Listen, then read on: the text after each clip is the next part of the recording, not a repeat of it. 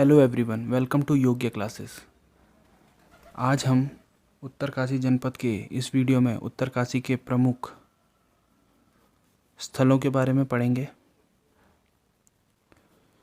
उत्तरकाशी के प्रमुख मंदिरों के बारे में पढ़ेंगे, मंदिर, और यहाँ पे जो प्रमुख दो धाम हैं यानी गंगोत्री और यमुनोत्री, उनके बारे में पढ़ेंगे। और उसके बाद हम आगे चलेंगे, मेलों के बारे में पढ़ेंगे। और अंत में यहाँ पर एक यात्रा है, पंचकोशी वारुणी यात्रा, उसके बारे में देखेंगे। पंचकोशी वारुणी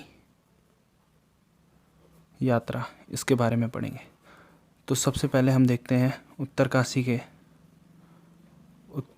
के प्रमुख स्थल।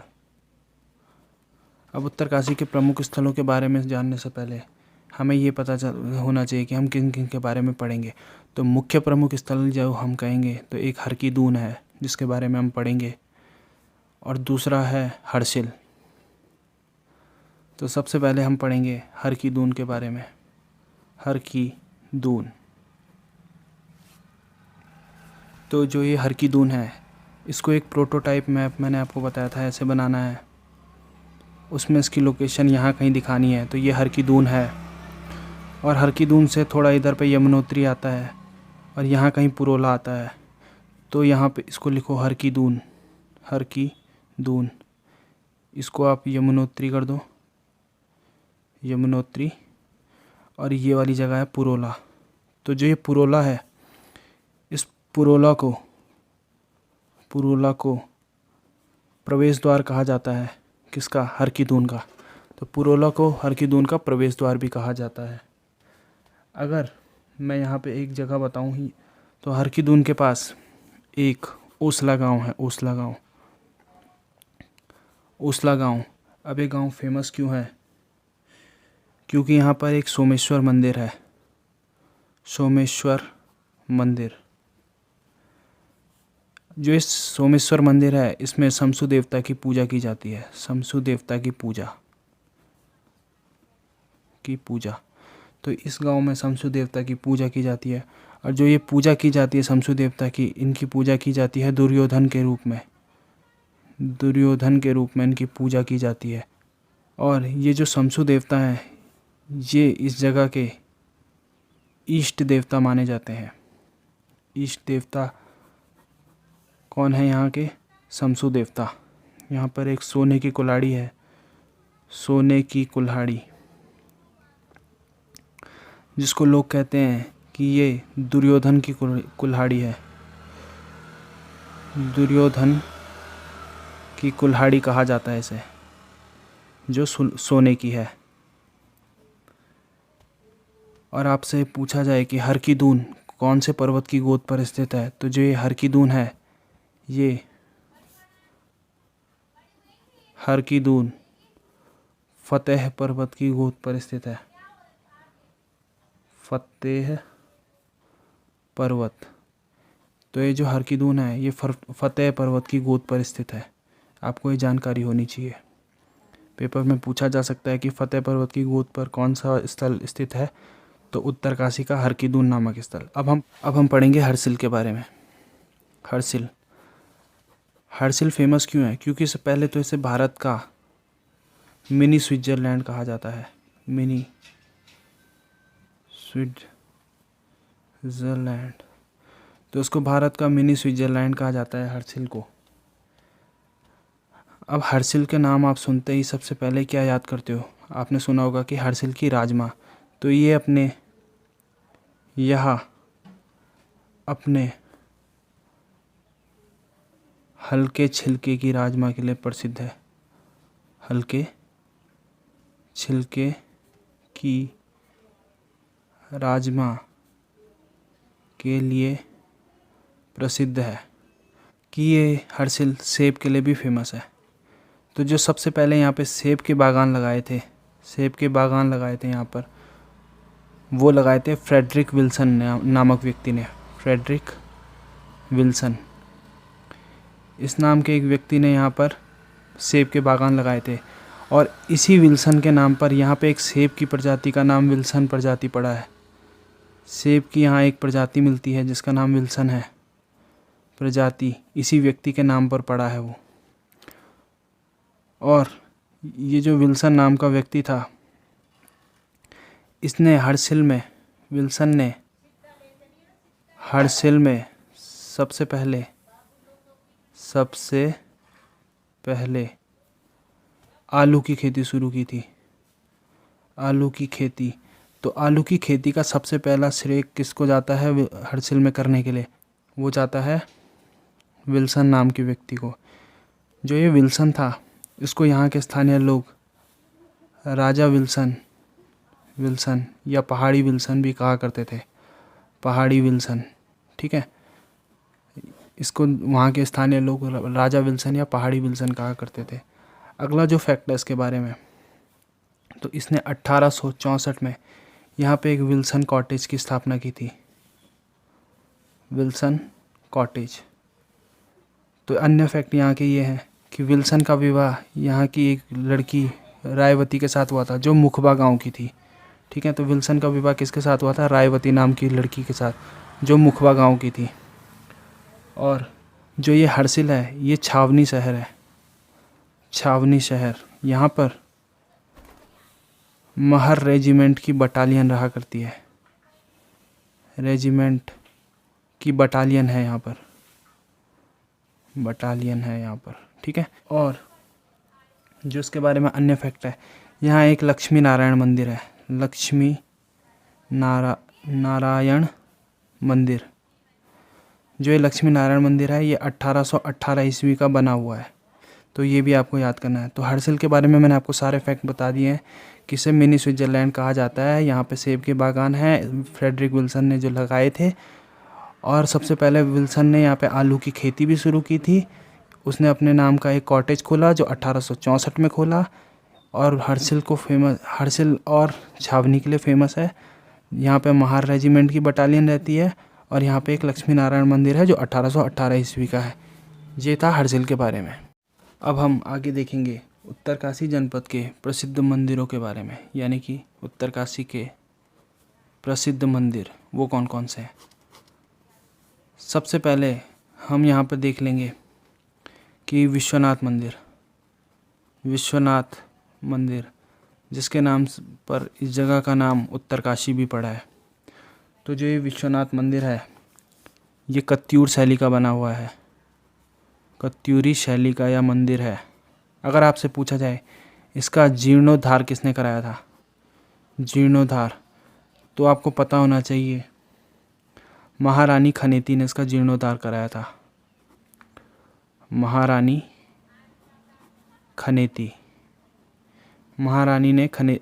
खनेती ने इसका जीर्णोद्धार कराया था और कराया था 1857 ईस्वी में, ठीक है। ये आपको याद रखना है। ये महारानी खनेती कौन थी? सुदर्शन शाह जी की पत्नी। अब ये जो मंदिर है, इसके ठीक सामने एक शक्ति मंदिर जो इस विश्वनाथ मंदिर के ठीक सामने स्थित है। तो जो ये शक्ति मंदिर है, यहाँ पे 6 मीटर ऊंचा एक त्रिशूल रखा हुआ है। ऊंचा त्रिशूल रखा है। इस त्रिशूल में कुछ चीज़ें लिखी गई है, यानी कि ये त्रिशूल लेख है। त्रिशूल लेख है ये जो इस पे जो लिखा गया है वो नागराज वंश के बारे में लिखा है। नागराज वंश के बारे में। तो इस लेख के अनुसार कहा जाता है कि जो ये नागवंशी राजा, जो यहाँ पे एक नागवंशी राजा थे, नागवंशी राजा गणेश्वर द्वारा यह मंदिर बनाया गया है।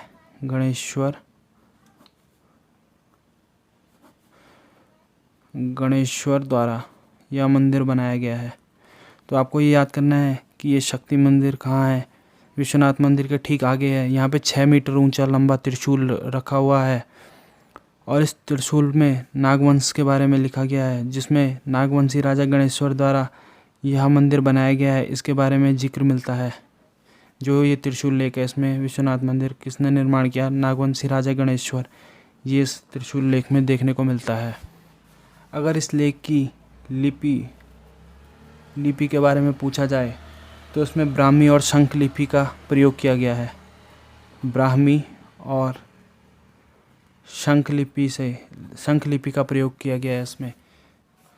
दूसरा प्रमुख मंदिर यहाँ आता है सेकंड नंबर पे, पोखू देवता मंदिर। पोखू देवता मंदिर। अब ये पोखू देवता मंदिर यहाँ पे प्रसिद्ध है क्यों, बताता हूँ।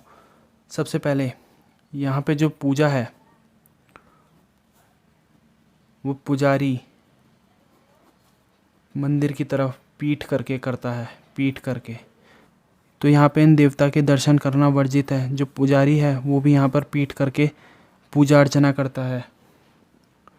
और दूसरा फैक्ट, इनको यहाँ पे न्याय का देवता माना जाता है। यहाँ पर इन्हें न्याय का देवता माना जाता है। तो आपको इनके बारे में 2 फैक्ट याद करने हैं कि इनको यहाँ पे न्याय का देवता माना जाता है और इनकी पूजा पीठ करके यहाँ का पुजारी करता है। यानी कि इस तरफ पीठ की जाती है और फिर पूजा की जाती है। फिर एक अन्य मंदिर और आता है इम्पॉर्टेंट, कल्प केदार मंदिर। जो एक कल्प केदार मंदिर है ये इम्पॉर्टेंट क्यों हो जाता है? कल्प केदार मंदिर इम्पॉर्टेंट क्यों है? क्योंकि 240 मंदिर समूह में से यह अकेला बचा हुआ मंदिर रह चुका है। अकेला बचा हुआ मंदिर है। और अगर इसकी शैली पूछे जाए आपसे कि ये किस शैली में बना है तो ये कत्यूरी शैली का बना हुआ मंदिर है। कत्यूरी शैली। ठीक है, आपको ये 2 फैक्ट इसके बारे में याद होने चाहिए। अगर ये इसकी लोकेशन पूछे जाए तो ये थराली गांव में है। थराली या धराली, थराली गांव में स्थित है ये। थराली गांव में स्थित। अब अगला है चौथे नंबर का सूर्य मंदिर, यानी मझियाली का सूर्य मंदिर। मझियाली का सूर्य मंदिर, यह भी एक प्रमुख मंदिर है। सूर्य मंदिर है तो ये इम्पोर्टेंट होता है। इसकी अगर प्रॉपर लोकेशन पूछी जाए तो मझियाली है। और दूसरा अगर ऑप्शन में नौगांव लिखा होगा तो ये भी इसकी लोकेशन है। नौगांव के पास मझियाली नामक जगह पर ये मंदिर है। तो यहाँ पे नौगांव भी लिखा हो सकता है। नौगांव के पास यह मंदिर स्थित है। अगर इससे आपसे पूछा जाए ये कौन सी नदी के तट पर स्थित है तो कमल नदी के तट पर, कमल नदी के तट पर यह मंदिर स्थित है। और इसकी अगर इसकी शैली पूछी जाए तो इसकी शैली जो है वो पुष्पक शैली है। अभी तक आपने कत्यूरी शैली के बारे में सुना होगा, पर इसकी जो शैली है वो पुष्पक शैली है। ये आपको याद करना है। अब कुछ अन्य मंदिर भी हैं यहाँ पर, जैसे कि मैं आपको बताता हूँ। एक है कुट्टी देवी मंदिर, ये ऐरात पर्वत पर स्थित है। अगला है परशुराम मंदिर, ये उत्तरकाशी के मेन मार्केट में स्थित है। ये भैरव देवता का मंदिर भी है इसके पास। अन्नपूर्णा मंदिर, जयपुर मंदिर, कल्प केदार मैंने आपको बताया 240 में से एक बचा हुआ मंदिर है।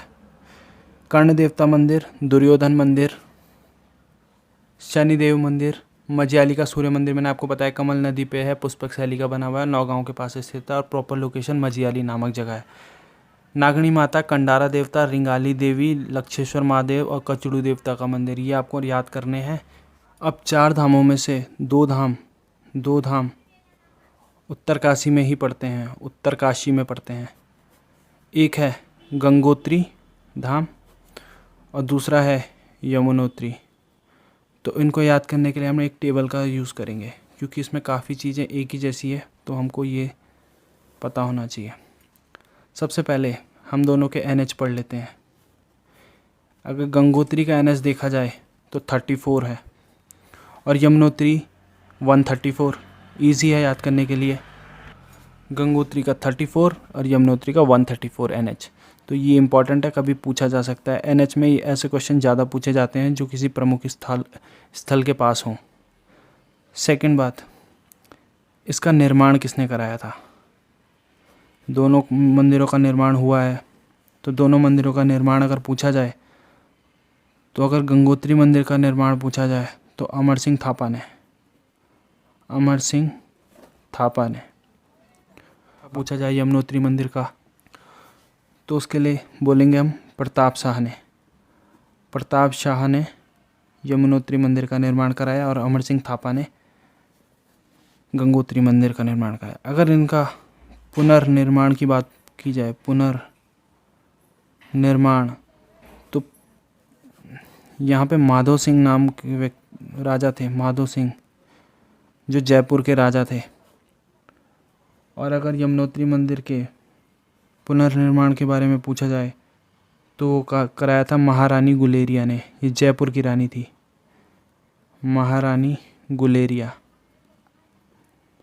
ठीक है, आपको ये याद रखना है कि निर्माण किसने कराया था, अमर सिंह थापा ने, पुनर्निर्माण माधो सिंह ने। वैसे यमुनोत्री का निर्माण कराया था प्रताप शाह ने और पुनर्निर्माण कराया था महारानी गुलेरिया ने। अब दोनों मंदिरों के कपाट शीतकाल में बंद होते हैं, तो शीतकाल में कपाट बंद होते हैं। यहाँ भी मंदिर के कपाट शीतकाल में बंद होते हैं। खुलते कब हैं?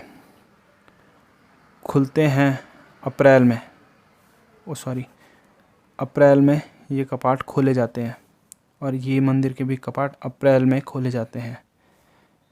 अब जब कपाट बंद होते हैं तो आपको पता होना चाहिए मूर्ति दोनों मंदिरों की कहाँ रखी जाती है।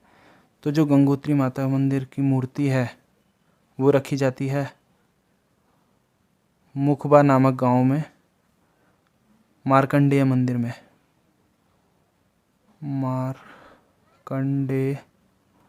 मार्कंडेय मंदिर पे ये मूर्ति रखी जाती है, मुखबा गांव के मार्कंडेय मंदिर पे।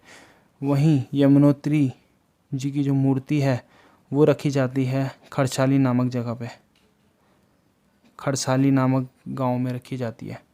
तो जो ये मुखबा गांव है ये गंगोत्री मंदिर के पुजारियों का गांव भी है। अब यहाँ पे कुंडों के बारे में देख लेते हैं कि कुंड कौन कौन से हैं यहाँ पर। तो जो ये कुंड है गंगोत्री के पास, यहाँ पे एक सूर्य कुंड है, सूर्य कुंड, और एक गौरी कुंड। और यहाँ जाएंगे यमुनोत्री में तो यहाँ एक सूर्य कुंड है, सूर्य कुंड। अब जो ये वाला सूर्य कुंड है ये गर्म पानी का कुंड है, गर्म कुंड है ये। आपने देखा या सुना भी होगा कि यहाँ पर जो आलू और चावलों को अगर पानी में डाला जाता है पोटली में तो वो उबल के और पक के बाहर निकलते हैं और उनको प्रसाद के रूप में लिया जाता है। तो वो यही सूर्य कुंड है।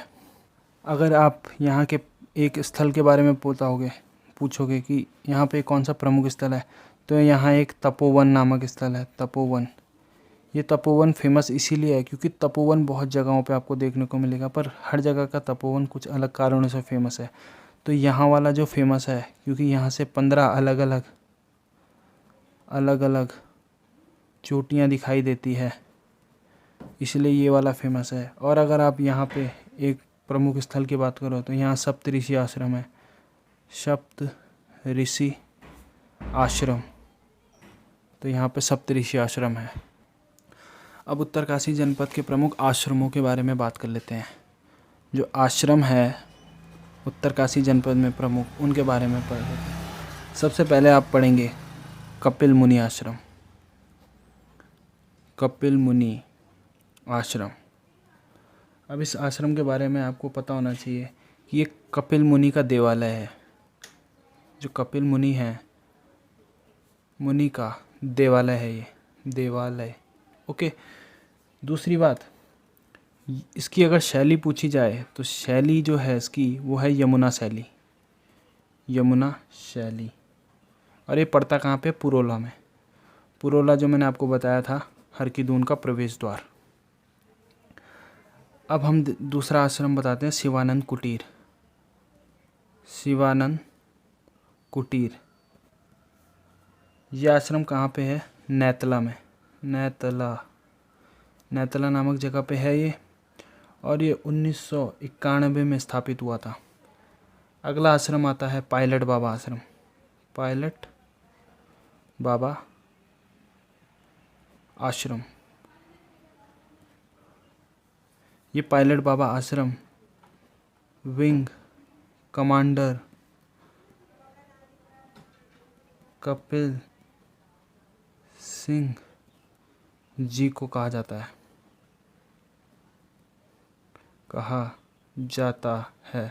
तो विंग कमांडर कपिल सिंह जी को कहा जाता है पायलट बाबा। अब उत्तरकाशी जनपद के कुछ प्रसिद्ध मेले हैं जिनके बारे में हम देखेंगे। तो सबसे पहले हम देखेंगे बिस्सू मेला। जो बिस्सू मेला है, अगर इसे आपसे पूछा जाए कि ये लगता कहाँ है, ठीक है, आपको ये पता होना चाहिए कि ये लगता कहाँ है।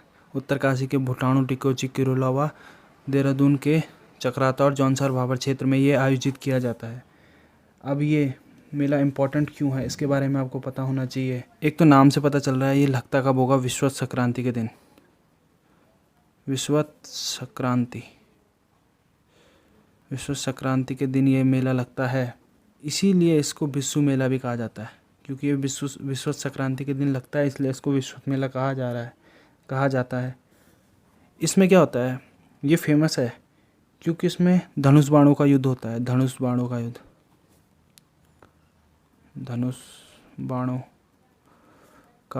युद्ध। अब जो ये धनुष बाणों का युद्ध होता है, तो इस युद्ध को कोई नाम बोला होगा, तो इस युद्ध को वहाँ के लोग बोलते हैं ठोटा युद्ध। और जो ये युद्ध करते हैं उनको कहा जाता है ठोटेरी। ठोटेरी किनको कहा जाता है, जो ठोटा युद्ध लड़ते हैं। ठोटा युद्ध क्या होता है, धनुष बाणों का युद्ध। और धनुष बाणों का युद्ध किस में कराया जाता है, बिस्सू मेला में। बिस्सू मेला कब लगता है, विषुवत संक्रांति के दिन। अगला मेला है गिंदुआ मेला। जो ये गिंदुआ मेला है, ये लगता कहाँ है, ये लगता है मोरी ब्लॉक के सिंगतुर पट्टी में। मोरी ब्लॉक के, लिख देंगे आप, मोरी ब्लॉक के सिंगतुर पट्टी में यह मेला लगता है। इसमें दो धड़ों के बीच गिंदुआ खेल खेला जाता है। ये गिंदुआ मेला है ना, तो इसमें गिंदी खेल खेला जाता है। यानी गिंदुआ खेल है वो खेला जाता है दो धड़ों के बीच। एक धड़ होता है पंसाई और दूसरा धड़ होता है साठी। तो जो ये पंसाई होता है, आपको ये याद रखना है कि ये पांडवों का धड़ माना जाता है, पांडवों के लिए। पांडव। जो साठी है, इनको कहा जाता है कौरव। तो आपको पांडव से पंसाई याद करना है, तो दूसरे से आपको कौरव याद हो जाएंगे, क्योंकि पा से आप पा कनेक्ट करके पंसाई को पांडव से जोड़ लोगे, ठीक है। अब अगला मेला है लोसर मेला। इम्पॉर्टेंट है लोसर मेला। ये मेला जाड़ भोटिया समुदाय का है, प्रमुख मेला है। जाड़ भोटिया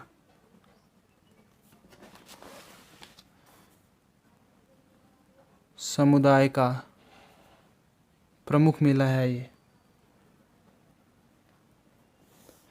और ये जो मेला है ये 3 दिनों तक चलता है। 3 दिनों तक इसको कैसे मनाया जाता है, पहले दिन इसमें खेला जाता है, पहले दिन इसको दशहरे के रूप में मनाया जाता है। पहला दिन इनका दशहरा होता है, दूसरा दिन इनका दीपावली के रूप में मनाया जाता है, दीपावली, और तीसरा दिन इनका होली के रूप में मनाया जाता है।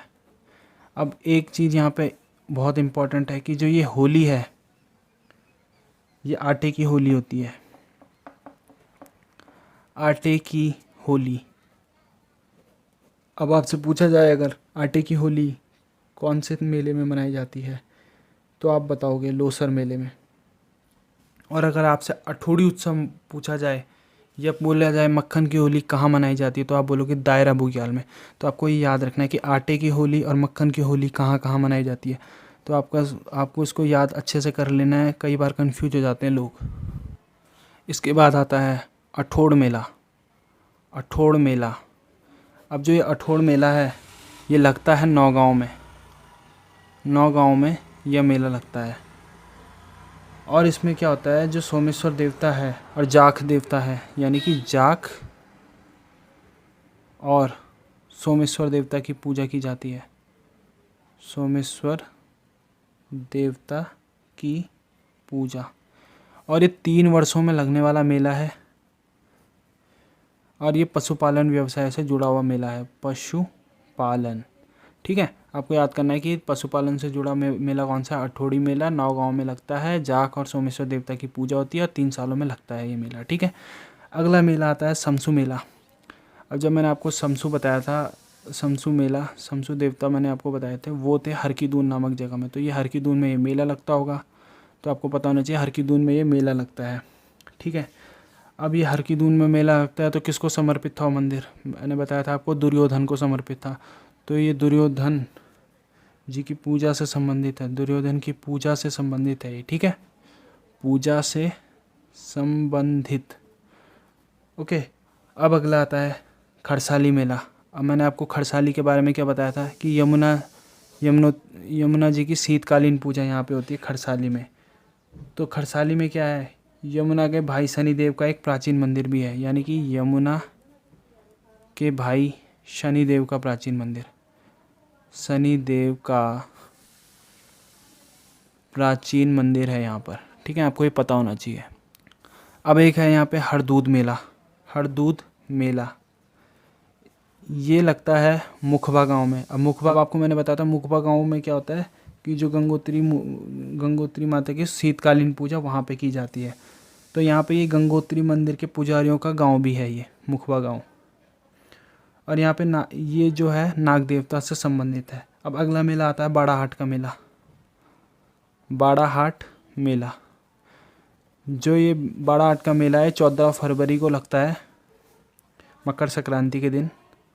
मकर संक्रांति के दिन, ठीक है, मकर संक्रांति के दिन ये मेला लगता है। इसको खिचड़ी संक्रांति भी बोला जाता है।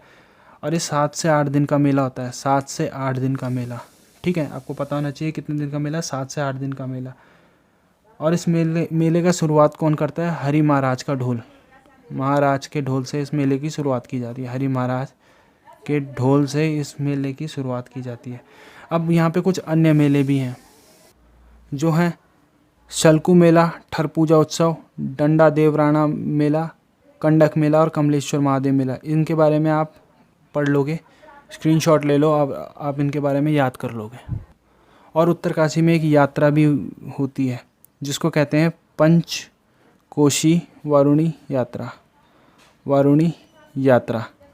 अब आपको ये समझने के लिए सबसे पहले देखना होगा कि पंचकोशी वारुणी यात्रा कैसे होती है। जैसे ये भागीरथी नदी है, भागीरथी नदी को इधर से अस्सी गंगा कनेक्ट कर रही है, यहाँ से अस्सी गंगा, और यहाँ से वरुणा नदी। मैंने कहा था ये इसके संगम पे कहीं उत्तरकाशी बसा है, और ये उत्तरकाशी कहाँ बसा? वरुणावत पर्वत की गोद पे बसा हुआ है। तो इस यात्रा में क्या होता है, जो यात्रा यहाँ पे स्टार्ट होती है वो वरुणा नदी और भागीरथी नदी के संगम से स्टार्ट होके, यानी वरुणा नदी और भागीरथी के संगम से शुरू होती है, के संगम से स्टार्ट होती है, और अस्सी गंगा और भागीरथी के संगम पर समाप्त हो जाती है, और भागीरथी के संगम पर समाप्त हो जाती है, यानी फिनिश लाइन। इस मतलब ऐसे कह सकते हैं कि इसकी स्टार्टिंग पॉइंट होता है भागीरथी और वरुणा नदी के संगम से, और फिनिश लाइन होती है अस्सी गंगा और भागीरथी के नदी के संगम पे। तो ये जो यात्रा टोटल यूज़ होती है, टोटल ये इसके बीच में ये वरुणावत पर्वत है, तो इसका पूरा चक्कर लगाया जाता है। एक वरुणावत पर्वत का चक्कर लगाया जाता है इसमें। और ये जो वरुणावत पर्वत का चक्कर लगा के ये 15 किलोमीटर की पैदल यात्रा आयोजित की जाती है। तो आपको पता होना चाहिए कि ये यात्रा कितने किलोमीटर की होती है? 15 किलोमीटर की पैदल यात्रा होती है। वरुणावत पर्वत का इसमें पूरा चक्कर लगाया जाता है। स्टार्टिंग पॉइंट इसका वरुणा नदी और भागीरथी के संगम से होकर अस्सी गंगा और भागीरथी की नदी के संगम पर इसका फिनिश होता है पॉइंट। तो ये 15 किलोमीटर की टोटल यात्रा होती है जिसमें वरुणावत पर्वत का पूरा राउंड लगाया जाता है। तो ये थी पंचकोशी वारुणी यात्रा।